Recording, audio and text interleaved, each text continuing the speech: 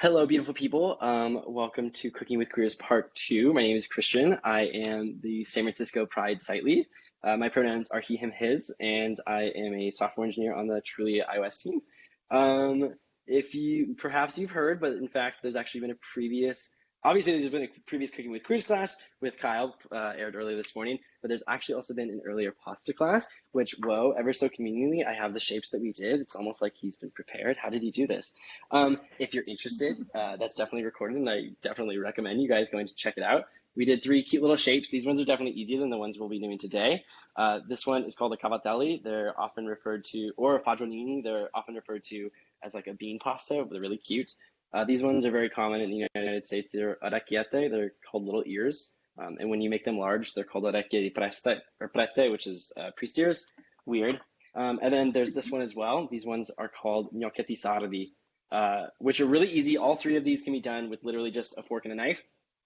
Today, we're going a little bit more experimental, or well, not experimental, but equipment heavy. We're going to be doing some like long pastas and filled pastas, which I'll get to in a second. But we're going to be making a couple shapes, and just for like long pastas, we're going to do a couple which you probably already know. There's pappardelle, which is just, it's a long pasta, it's kind of thick. We have fettuccine or tagliatelle. They are the same thing, which is like, how do you know that? What? We also have quadrucci. These are great because it's literally just like the scraps, and you'll see we'll probably have plenty by the end of this video. So that's the quote unquote, ironically, long pastas, but that including quadrucci, the little squares. In terms of filled pastas, we have a couple shapes. Depending on the amount of time, we'll get to all of them. We have like a very traditional one. Most of you will probably recognize this. This is the tortellini, but I made this one really large for the example so you can see it. It's a tortelloni. When they're bigger, it's an oni instead of an ini. We also have these ones. These are probably the easiest, which is why I'm including it. It's called an agnolotti. It's just like a general term for any type of pasta that's filled, and arguably the fastest to make of this list. We also have these ones. These ones are really cute. They're called sacchetti because they look like little bags. They're also most reminiscent to like a certain type of dim sum, which is kind of cool because pasta does come from Asia. It's not Italian. Then we have these ones which are really cute. These are called cappelletti. These are little caps because somehow they look like caps. I don't know. I'm not going to question it. That's just the history of it. And then finally we have 2 more. We have this one. This is called a mezzaluna because it looks like a half a moon, sort of. Debatable. It looks like a half circle. And then we finally have this shape, which I'm forgetting its name, soppressine, and these are made when you have no filling. Or they're really good for soups too. But basically, like if you make too much dough and not enough filling, which happens to me basically every time I make pasta, I'll end up making a bunch of these because you can use the long pasta or the long sheets of pasta, and you don't need any additional filling. So that's what we're going to be doing today, and we're going to be doing it very fast, which I recommend if you're actually going to be following this video and you want to make it at a later time, that you should definitely go a bit slower than what we're going to be doing today. The fact that this video is being recorded in 1 hour is what's making it go as quickly as I can, which in regards to that, I then am applauding Eric for participating in this too. We have Eric Hawkins here from Seattle. He's also going to be making the pasta with me at incredible speeds. And I'll get into the details in just a moment why that's going to be faster than I would normally do things. But yeah, okay, so just a quick overview. Again, I just showed you 1 trillion shapes in a very short amount of time. Also, I guess to the wonderful audience members, please tell me if I'm talking too fast. As you both know me, and for those who are meeting me in this very moment, I talk at incredible speeds when I'm in presenting mode. I'm just like letting that be known for us. Also, actually, I'm gonna make sure that this is not presenting so that hopefully in the recording, it will showcase me. There we go. Did it blow up my picture? That's my hope here. Yeah. I'm not actually sure. Yeah, it did. Okay, cool. Okay, good. Thank you. I appreciate that. So there are 2 basically. So I said there are 3 groups of pasta which you can ever so conveniently see on the one poster I have in my kitchen. There are 3 groups of pasta that are generally accepted. There's short pastas, long pastas, and filled pastas. In the previous video, in the first 3 shapes that I showed, we did short pastas. That's usually done with a eggless dough. It's much more traditional to Southern Italy. In terms of what we're going to be doing today, though, we're doing an egg-based dough. So my apologies, this one is not vegan, but you can still definitely make all the shapes the same with the eggless dough, but just for providing options, since the previous video we did eggless, we're doing egg this time. So we did short pasta in the first one. In this one, we're gonna be doing long and filled, which means you have to roll pasta really thin. And I talked about this a bit in the first one. Pasta is a dough. We're gonna be making a dough very shortly, and the thing that makes pasta stretchy, the thing that makes pasta chewy, the thing that makes pasta be able to be shaped in all these ways and stretched and molded is like its gluten development. Anytime you mix water and flour, it's going to develop gluten. And because this dough is not just water and flour, but it's actually flour and egg, there's like a lot more going on than just water. There's like, egg yolks is like, they themselves are very fatty. And while it's great to add fat to a pasta dough sometimes, it also just means the dough is going to be a bit harder to work with. So that means realistically, when I make this dough not crunched within an hour, I will let the dough rest for upwards of like an hour between kneading the dough and getting it all together and actually shaping it out. Based on the amount of time, we're going to be resting it a lot less. So we're in for a bit of an arm workout today. So yeah. In terms of the dough ratio, I talked about this a lot in the first video. When you look up recipes online, most recipes are not really recipes. The way Italian grandmas make their eggless pasta dough is they'll throw a bunch of flour down, they'll throw a bunch of water in, and they kind of just know what the dough is supposed to look like, and like that's it. In terms of egg dough, they quote unquote give a recipe, but and I have these numbers because I was very flabbergasted and irritated to figure this out. The recipe they give is 1 egg to 100 grams of flour, which like that sounds not bad. I talked a lot about in the first video how important it is to give these kinds of recipes in mass and not volume.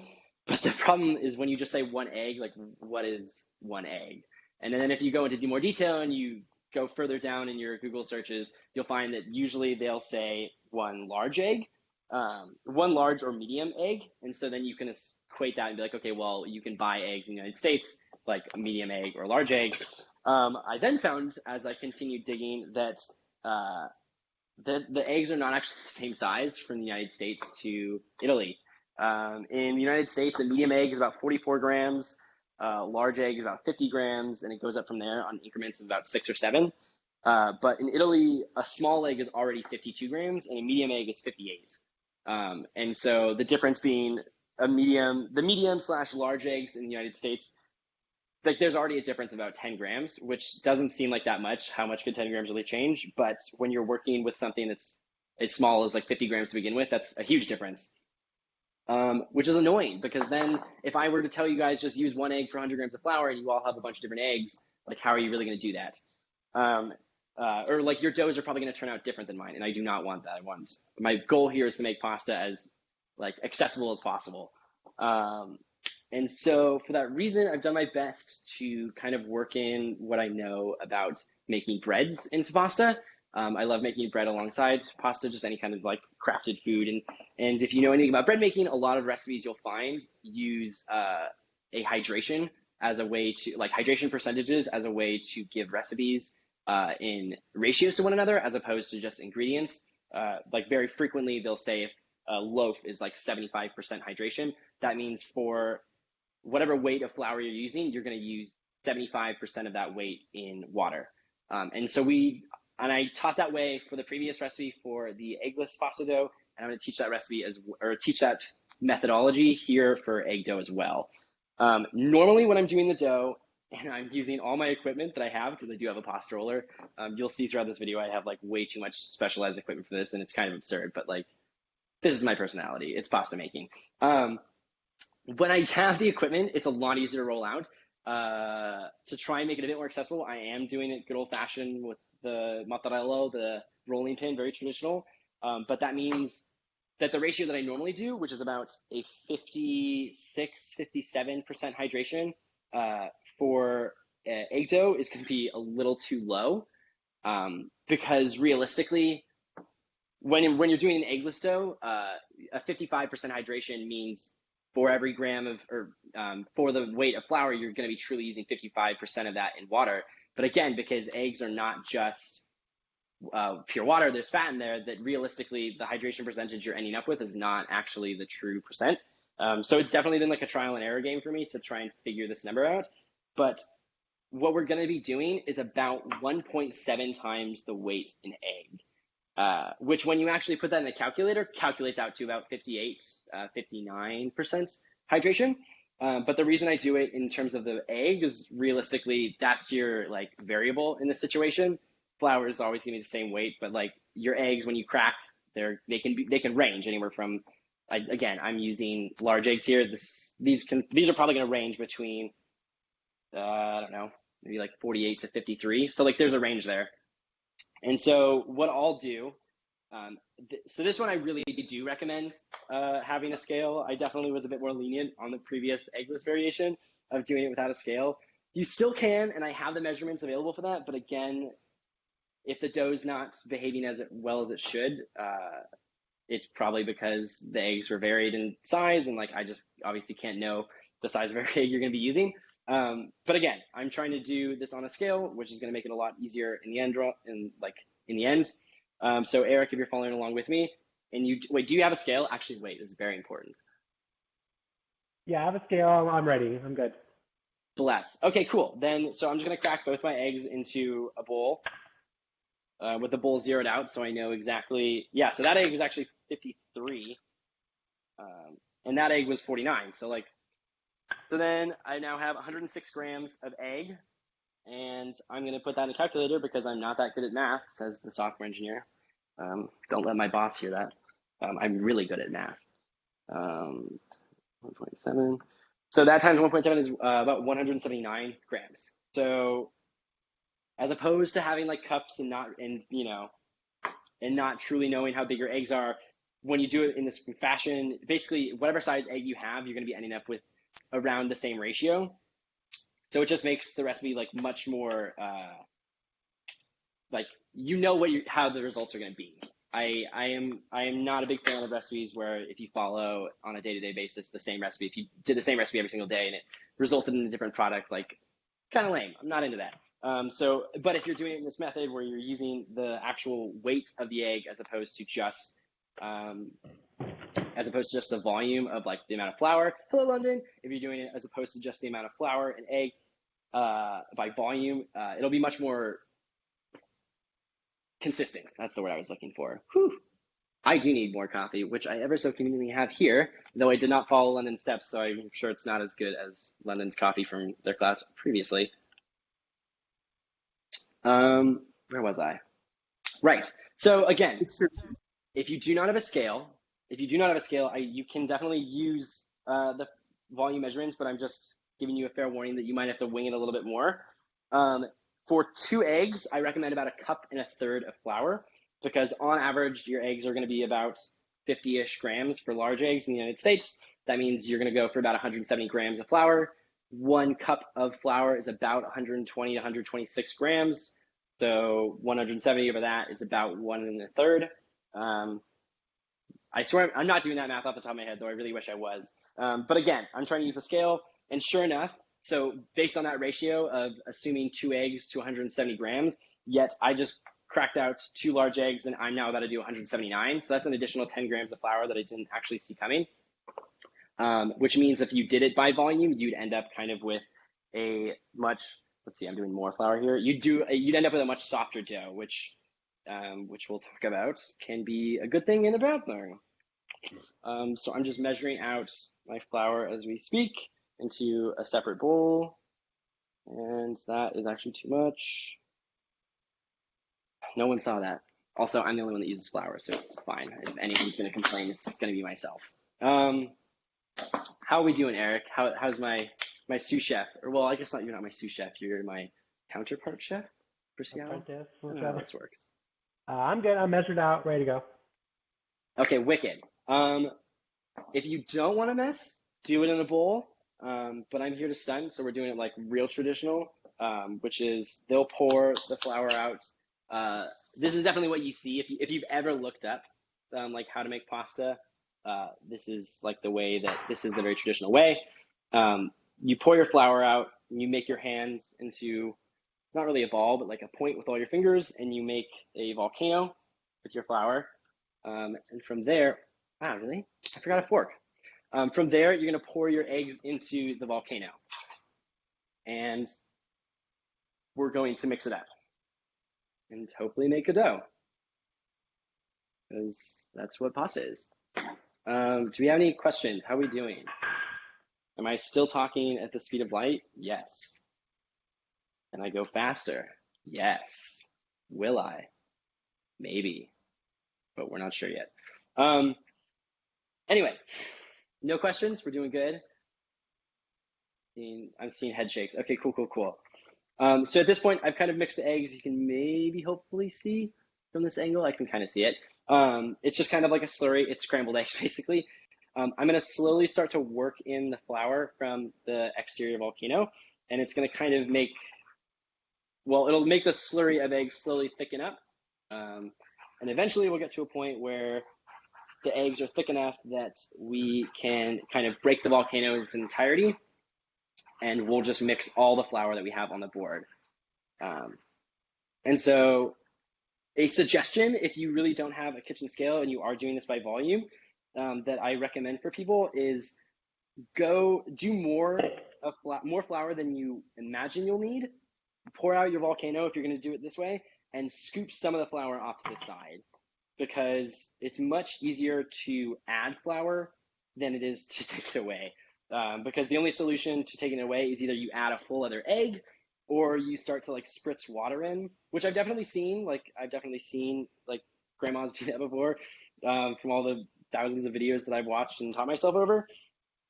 But when they do it, they say like that's it's like a backup skill. They're doing it because they didn't proportion out correctly, which doesn't happen often. I don't mean to offend. I hope if we, yeah, no offense meant. My apologies if there's an Italian grandma who's made pasta all her life on this video call. So at this point, you can see that the egg slurry is basically gone. I just have like a pile of mess. The eggs have kind of broken into like these clumps, and the flour is basically entirely encasing it. And so I'm just gonna slowly start to mix it up, and hopefully a dough will form, or a dough will form, not hopefully. I swear I know what I'm doing. I've done this before. I've done this multiple times today, and more times than I would like to admit this week. But yeah, and I would be giving more of it away as I normally do, but granted we're in quarantine, so like I'm just eating so much freaking pasta, which like no shame. It's this. If there's any time to rely on carbs, it's now. I don't even want to use the word guilty of it, but like I'm definitely participating in that. Okay, so now I have like these bits, and it sure looks dry. I know if you're watching, if you're making this alongside me, you're probably like, are you crazy? Like we should have done way less flour for the amount of eggs. And the reason we didn't go any higher than about a 59% hydration is that, so you'll see once we start to knead, which is about to happen, because the dough is now starting to come together. Once we start to knead, we're going to be developing gluten, which is great. That's what we need in the long run. But also because there's more than just flour and water in this dough, it's going to very quickly get tense, and the dough it'll be kind of hard to knead. It won't be as easy as the previous dough. So if you, I do recommend, I think eggless doughs are much easier and much more like,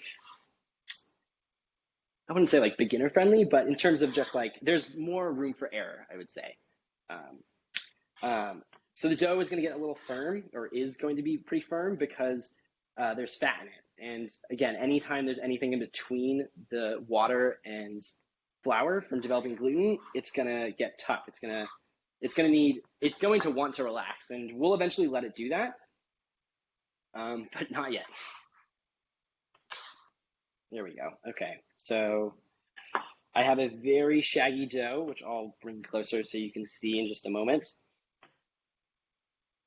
So you can hopefully have a result that is close to this. There we go. So it's pretty shaggy, it's pretty crumbly, and that's okay. And it's already very tense. So you can see if I press in, it starts to push back, and that's normal. In a dough that is just water and flour, like the previous pasta dough, that'll eventually happen, but not for a while. And so at this point, we're just going to knead and we're going to develop gluten. If you've never kneaded before, you're more than welcome to Google it, and I promise you, you'll find a trillion different results, and they all say that like that's the right way to knead, and you shouldn't knead any other way. That's not true. You can knead however you want. You're basically you need to manipulate the dough so that it gets that like chewy, stretchy, and durability that you're going to want when we're actually shaping and eventually rolling out the pasta. And so the way that I knead, if again, there's only a suggestion if you don't have any other way or you want to do it the way that I do it, is I flatten the dough out as much as I can. I'll fold it over. I will press it into the board, whatever the board is. I'll turn it 90 degrees and I'll do the exact same thing. And then I just continuously fold 90 degrees, fold 90 degrees. I'm learning this is kind of hard to do when I like can't see my hands, and I don't know. If you guys couldn't guess, if you couldn't guess, I've taught this a million times before, but I've never done this over a Zoom, or at least not since the previous time, which hopefully wasn't messy. I don't really know. Eric can comment on that. Please be nice. It's fine. Don't worry. Okay, so at this point, we're just kneading the dough to develop gluten, which is what we're going to need when we're actually starting to stretch it out. And again, this is an egg dough. It's already getting very tense and it's looking very crumbly. And so this goes back to, I'm remembering now, this goes back to earlier where I was saying, like, it seems like if you've never done this before, you'd probably think, well, like, maybe I should just add a bunch of water, and you could. And in fact, if anything, it's maybe a good learning experience. If you add a bunch of water right now, the dough would get way softer. It would become way easier to work with. But what's eventually going to happen is once we let the dough rest, which we're going to do, so that it'll become easier to like truly roll out. As the dough is resting and the gluten is relaxing, the flour is also going to hydrate, which is really important. It's a step that like a lot of bread makers actually encourage you to like have as a precursor to most recipes you'll find. It's called autolyse. It's when you mix just the flour and water as a way to let the flour like begin to get hydrated. It's a really important step when you're doing anything where you want to develop gluten. So it's not a bad thing that it's getting hydrated, but the problem is when you have a dough, like basically 60%, I think is the limit. Once you have a dough that starts to breach 60%, the longer you let it sit, the stickier it's gonna get too sticky. It'll get too sticky for you to handle. And what I've learned is when you do it at about 58% hydration, or the 1.7 ratio, if you're using it in terms of the egg weight, which I encourage you to do. If you go anything above that, it'll be too sticky, and when you're cutting, it'll either stick to the knife or it'll stick to the board. But at this level, I think it's just dry enough at this point that when you add water, just like a pinch by your finger, it'll stick, which is really important when we're doing something like ravioli, which we'll be getting to later, or a filled pasta. But in terms of just like it being on the board, like this won't stick. I can press it into the board as hard as I can, and it still comes up. And so like, I know the dough is hard to work with. It's not very easy. But I implore you to hear me out here. I swear I know what I'm doing. But I've gotten to a point now, if you can kind of see, I'll bring it a bit closer again. The exterior of the dough at this point is like very smooth. It looks, or for the most part, it's quite smooth. I mean, not very smooth. We're at a point where we're pretty smooth. I would say this is definitely like, you know, I think a lot of recipes will try and say like you're going to need for exactly like 6.5 minutes, or until some like written version of what they think the dough should look like. Like that's really hard to do. And even in this form, like I'm trying to show you over video, like I guess I can't really guarantee how high quality this camera is on this MacBook, and like being able to show you what I think your dough should look like.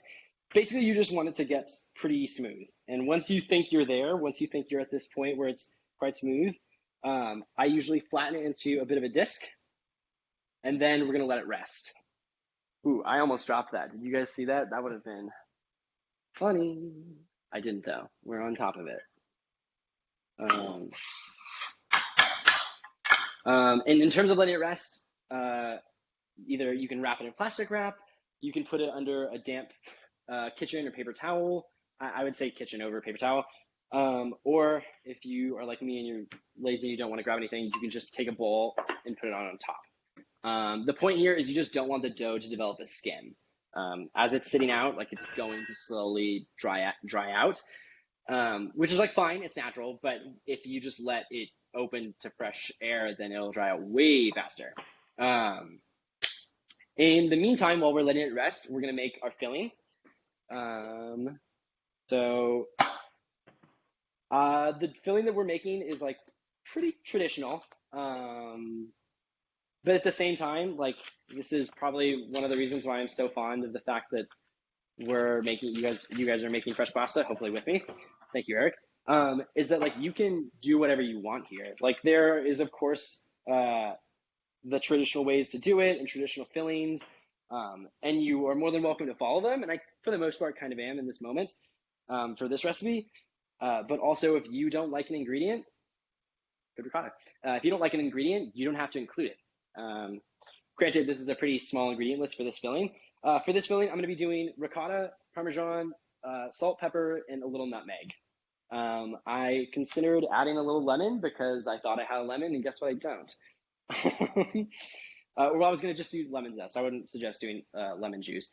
Really, at the end of the day, what you want for a filling, I'm also totally winging this, which I think is another good point, which I'll kind of get to as I'm giving this discussion, is you can have whatever portions you want. You can put whatever you want in it as long as the filling ends up being homogeneous, and for the most part, not runny. For a filling like this, that can definitely depend on the brand of ricotta you get. There are definitely ricottas that are like way wetter than others. I just happen to get a pretty dry one. If you have a wet ricotta, that's fine. I would just recommend maybe doing more Parmesan then. But yeah, so I'm totally winging this, and as I recommend you guys to as well. The only thing, yeah, like so if you truly look up traditional ricotta or cheese filling, you'll see some posts in Italian posted from Italy where they say like it should just be ricotta, like literally nothing else. And you'll see others that say, well, it should be ricotta and a mixture of Parmesan cheese. And you'll see some that say, well, it should be ricotta, but it should be salted with nutmeg, which is surprisingly very traditional. Like there are a million variations, and all of them say like it's quote unquote the one right way to do it. Which, if you haven't been able to tell thus far in this video, I'm all about saying like, do what you want. If you don't like ricotta, don't even do ricotta. Other common fillings that I do just in terms of like my day to day when I'm making pasta for either myself or friends or family, like I'll often do like a sausage filling. Meat fillings you have to be a little careful with, especially with fresh pastas. The claim is that if they're small enough, you don't have to pre-cook it because realistically it should just cook when it's in the boiling water when you're boiling your pasta. But fresh pasta, even when it's frozen, will cook a little bit faster than anything dried. And this is definitely probably a sacrilegious opinion, but I would say just always cook your beef or cook your meat if you're gonna do a meat filling. Obviously no need if you're gonna do ricotta or something. If you wanted to do like a squash filling, that's really common. Just like roast a squash, open face, with olive oil and salt and pepper for like, I don't know, maybe 40 minutes depending on the squash, at like 475, and then you can just blitz that up in a blender. Like that's really easy. It's usually pretty consistent, no pun intended, with its consistency. And so like it's pretty reliable as a just always quick go-to. But the go-to that I often always just have, and I'm doing as we speak, is just a ricotta and Parmesan because those are two ingredients I basically always have in my fridge. And yeah, how are we doing? Any questions? I think I've slowed my speaking from what I can tell. As far as nutmeg, how much do you recommend putting in? Not much. That's a great question. So nutmeg is a really strong flavor, and you'll very quickly taste it. If you were to, and I made the mistake, I think the first time or so that I made this with nutmeg is I was like, well, it's nutmeg. I'll just put like as much nutmeg as I do pepper or whatever. What was I thinking? I've baked with nutmeg before.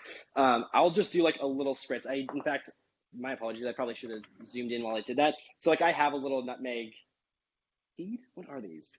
I don't even know. Let's go with seed. Someone can correct me later and tell me I'm not smart.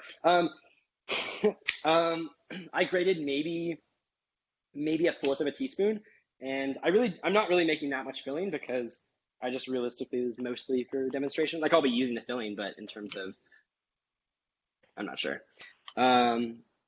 But so yeah, maybe a fourth teaspoon for this is probably like half a cup of filling or so, somewhere around there.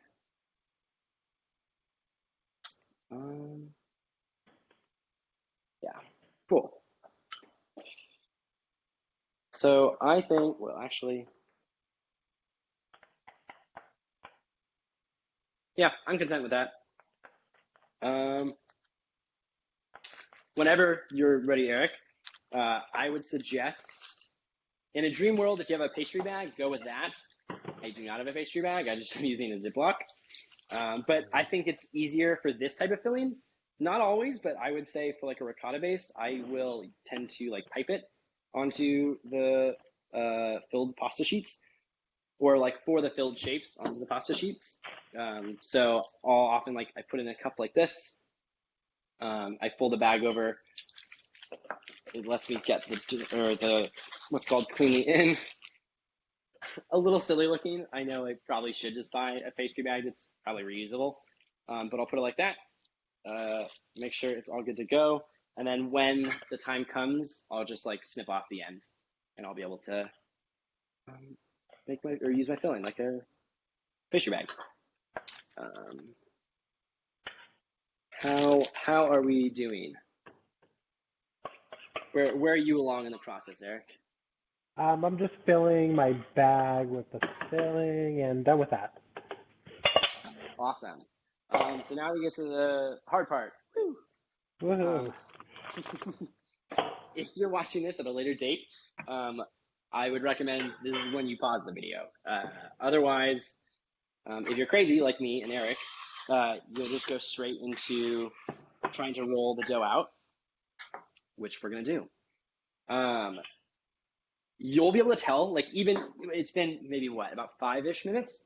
The dough is already softened an extraordinary amount, and definitely hydrated. Like I can feel it's definitely not tacky, but it's for sure not as dry. But like you can see, it's my fingers are leaving like much more of an indent, which is good. That's a good sign. That's the dough is relaxing.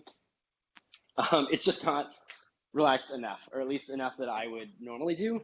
But again, we have a time limit. So in terms of rolling it out, I mean, you want to get it as thinner than you think you've ever rolled something out before. When I use my professional pasta roller, I usually will roll it to, it's 0 to 9 for the settings. I will roll it to the setting of 6, which I'm pretty sure is 1.6 millimeters. It's like a 16th of an inch. It is thinner than a bed sheet. It is very thin. There are 2 tricks that the Italian chefs that still do this by rolling, most from what I've seen, use the machines nowadays. But there are 2 tricks for those that do still use the machine or do it by hand. The 2 tricks they do to test whether or not they've rolled it thin enough are either, 1, you should almost be able to read a newspaper through the pasta, which is absurd to say, but that's one of the tricks. The other one is much more cutesy, and quite frankly, it's probably just something they have, grandmothers will tell their grandchildren, because it's kind of amusing, is they'll have the dough down flat, and they lift up the corner, and they blow, and if the dough is thin enough, the air from your, gust, I don't even know what to say, should be able to make it almost all the way across the dough. When you have a dough that's thin enough and it works, it's kind of cool, but it's mostly silly and something they tell like little kids. Um, so this is gonna take a second, definitely.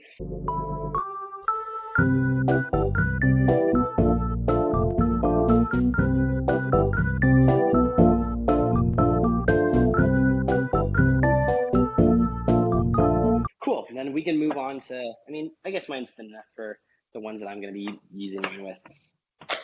We can move on to like actually shaping some pasta, or shaping some long pastas at least. The ones I'm going to make, as I did say, I'm going to make the like long cuts with this one, and then I'll make the filled pastas with the sheets that I prepared off to the side.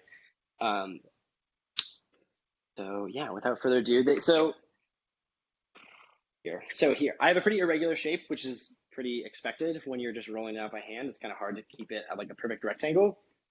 So I'd say the first step is, this is where if you have a pizza roller, that works, or a pizza cutter, that works. If you have a knife, that works too. Just anything to basically trim off the irregular edges.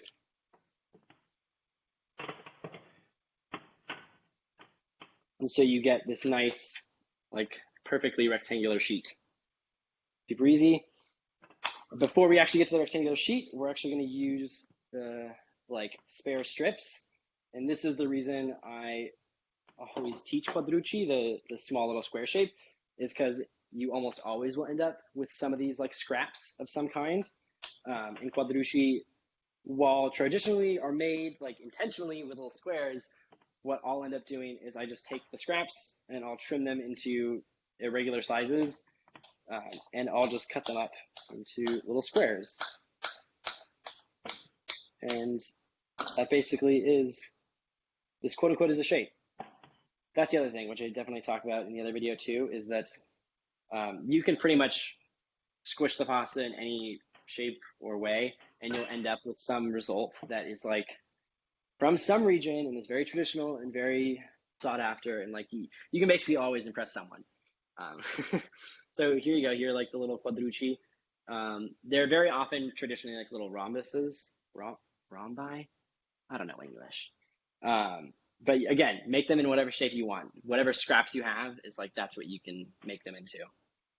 So look at that. That's one shape of pasta. You just learned to make your own pasta. I'm proud of you.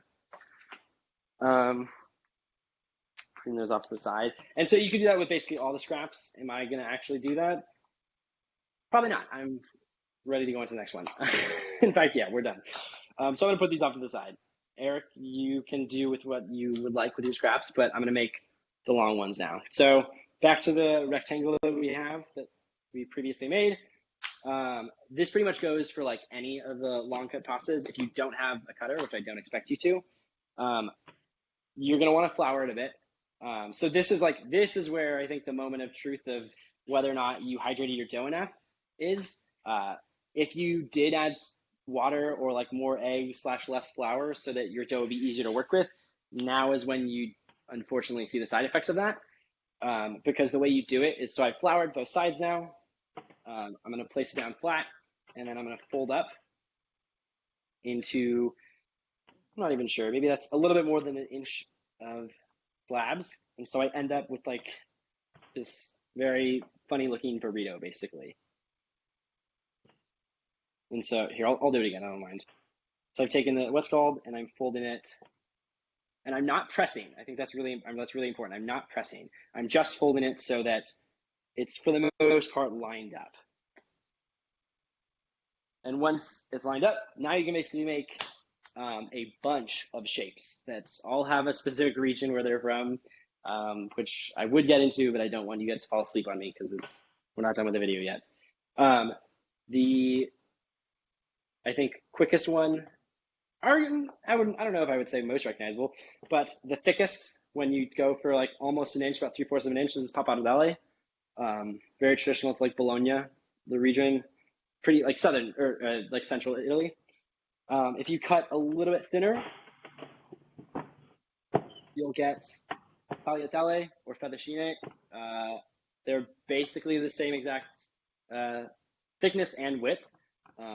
That might, again, be sacrilege to say, but hopefully no one from, what are the two regions?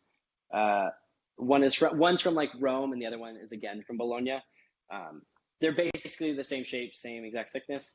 If you go even thinner, you end up with tagliolini, which ever so conveniently, as I stated earlier in the video, when you add one to the end of things, oni, that means they're bigger. When you add ini, they're smaller. You know, like teeny weeny, that's where we get it from. Or, well, Romance languages in general, not really.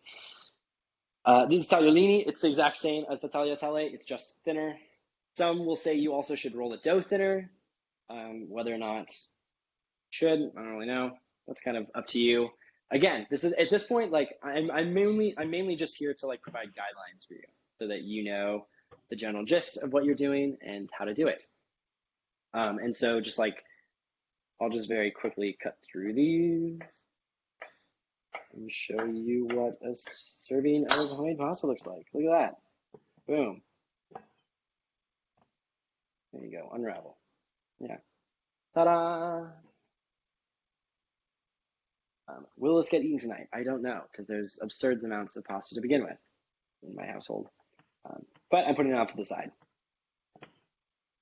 So you're welcome to do that with your helping Eric if you'd like. Otherwise, we're going to do some filled pastas now. Yay. Which is where like the true shaping stuff comes in, which is going to be fun. So whoa, how do you do that? Prepared. The only time in my life where I've prepared ahead of time. Which one are we going to do? Oh, well, first, let me get the filling ready. So I'm going to take my bag. As I said earlier, I'm just going to cut the tip off, just like any kind of pastry bag, I guess. There we go. So that's good to go. It should just come out as I squeeze it. I'll start with the simple ones. These ones right here. So I'm going to take, so if you have a circle cutter of any kind, like a cookie cutter, this is what you can use to make the mezzaluna. This is what you can use to make the cappelletti, which are the two shapes that I showed earlier. Here, I'll pull those back out again, just in case you've forgotten what they look like, because I sure sometimes do. This is the mezzaluna. They're just little half moons. And then the cappelletti, which are made in this very, very similar way to tortellini, or tortelloni, because they look like little hats. I don't know if I want to wear that on my head, but you can, I guess. So if you have a circle cutter, this is the time to crack it out. If you don't have and a so circle I'm just cutter, going to go across like any sort of like cookie cutter-esque.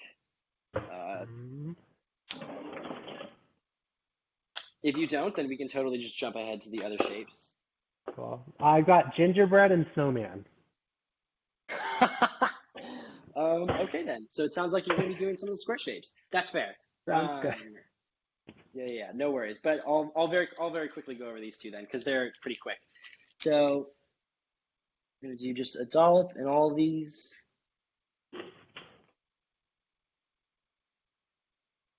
And I'll bring it closer to the camera so you can see what I'm doing. So I'll do the mezzaluna first, because those are definitely a bit easier. We have the circle of dough. We have the circle of dough. I wet my fingers, so I'm getting the dough a little wet here, just on like half of it.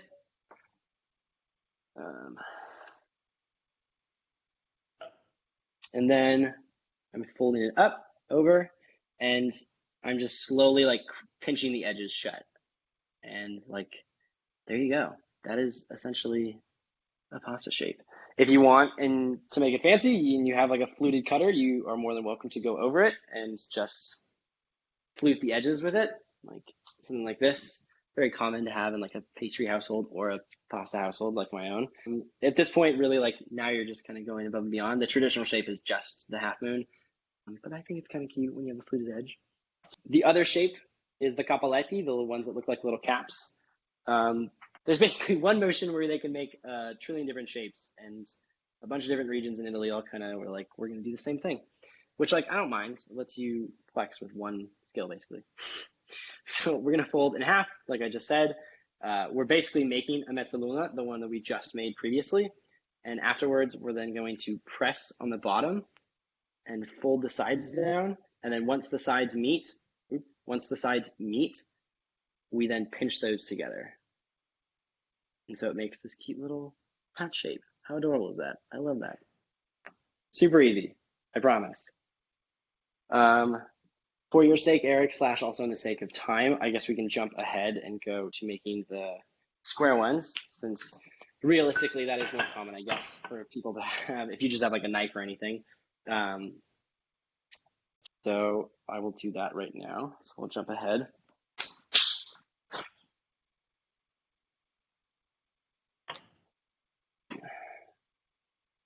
Or actually, well, square-ish. The next one we're going to do is actually going to be agnolotti, which are, I would say, probably the easiest of the like filled pastas. So if you have a strip, Eric, if you do want to do the shape, you can take a strip of your pasta, probably thinner than the ones that I just previously made, and you can line it. And this is totally up to you how big of these pieces you want. But I probably will do these about an inch long, maybe, with like, how big of a space in between? Maybe like a pinky's worth. Again, if you watched the previous video, you know I have no idea how to do spacing on things, which is kind of funny, but also like, who knows what spatial recognition is. Anyway, so I've now piped like, how many is this? 5 little snippets onto a sheet of pasta, and then I'm folding it over on itself. And I let it like droop. I don't press or anything. I let it fold over, and then I follow where I can see the filling is, and I press down. And so I end up with this result that looks kind of funny. Here, I'll pull it, I'll bring it closer so you can maybe see. So I end up with this result where I have a long sheet, and you can see the snippets that have been, the snippets of filling that have been separated. And from here you basically can just trim, and you've now made pasta at a much faster rate than a lot of these other shapes. So I'll just follow the gaps that I just pressed down in, and I'll go across the top, and it produces these little packets. And so these are called agnolotti, but at the same time, agnolotti is, it is essentially, I'd argue it's like the Italian word of how Americans say ravioli. It's like, if you have a filled pasta with any sort of filling in any sort of shape, you can call it an agnolotti. It's just like, there is a quote unquote first agnolotti. It's this one. It's this, you press the sides and you crimp them. But at the same time, it's just, if you have pasta dough and you've put something in it, you can call it an agnolotti. Those also might be fighting words depending on whose grandma I'm talking to, but they're not on this call. I can say what I want. What other shapes are remaining that I said I would go over?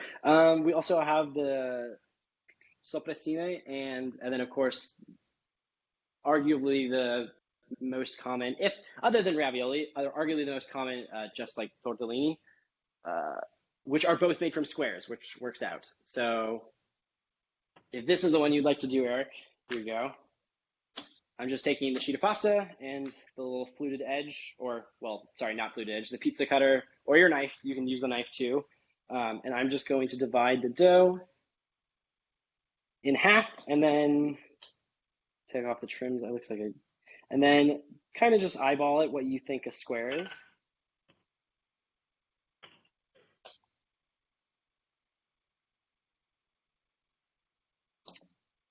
And once you have a square, again, we're going to just do filling in the middle.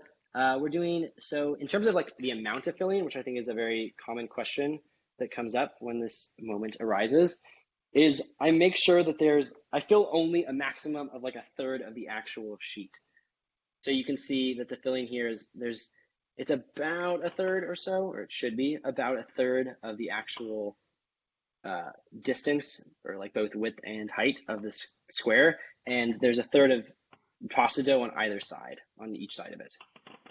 So we're going to do the exact same thing we did for cappelletti here though. So I have my dough, and I'm going to follow the top two sides, like the triangular top of it, and I'm going to then fold the dough up as such, and I'm going to like pinch the sides closed. And once you have this triangle, again, ever so conveniently, if you want to stop, you're more than welcome to. This in of itself is a shape. But to make the very infamous special tortellini, it's going to be the exact same thing we just did for the cappelletti. So we take it, we're going to press the bottom down, and then pull the sides from either end in. And once they meet, you press them together, and you press them pretty hard. If you don't press them hard enough, then it might unfurl in the pasta water, which again would just make a triangle, which is just another pasta shape.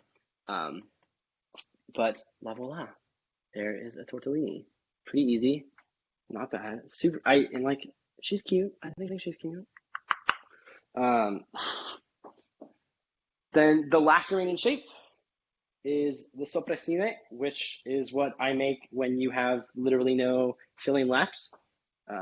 So I encourage everyone to learn it because it's the ultimate backup plan, which I basically use every time.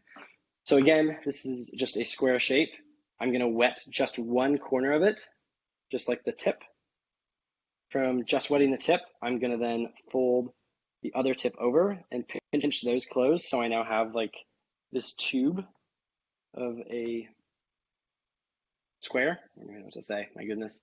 And from here, I'm going to press on the bottom until the sides start to fall on either direction. And I pull the two ends together and I press those together. So you end up with this shape. I'm not even sure what to call it. I have taught this shape before, and a lot of people think they look like earrings, which I think I would wear a soppressina earring. I think they're pretty cute. Here, I'll do that one more time in case you would like to see for more clarity. So again, I just wet the tip of my finger on the square like that. I match it with the bottom to produce this pipe or tunnel. And then I press on the bottom. As the two sides dip down, I'll press those together and it produces this super cool shape. And voila, that is pasta. And that is basically, there are more shapes. There are plenty more shapes, believe me. Every single region has 10 to their name. But those are the ones that I promised you guys would learn here. And we are coming very close to the edge of our time. Don't worry, Eric, I'll still hang out and make pasta with you until you're done with your dough, because believe me, I have more dough than I can feasibly deal with on my own. But I appreciate you guys coming around and learning how to make pasta. Thank you guys so much. And I hope that the rest of your Pride Fest day is a lovely one. So thank you for hanging out with San Francisco for this past hour to learn some fun food skills. Yay. But without further ado, thanks everyone.